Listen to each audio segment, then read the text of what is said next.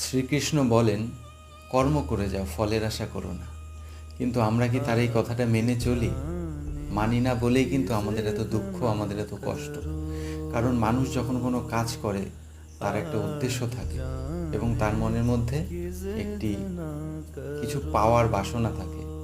যখন সেই জিনিসটা মানুষ পেয়ে যায় তার মধ্যে অহংকারের জন্ম নেয়, আর সেই সফল হওয়ার কাজ করার সময় তার মধ্যে জন্ম নেয় ভয়ের, যে আমি যদি সফল না হতে পারি কি হবে।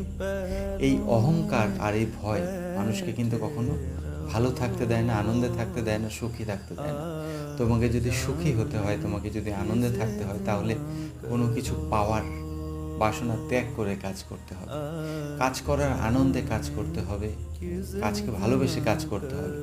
যখন তোমার মধ্যে আনন্দ থাকবে, তোমার মধ্যে ভালোবাসা থাকবে, তাহলে সেই কাজের ফল অবশ্যই তোমার মন মতো হবে, অবশ্যই তোমার মনকে অনেকটা আনন্দিত করে তুলবে।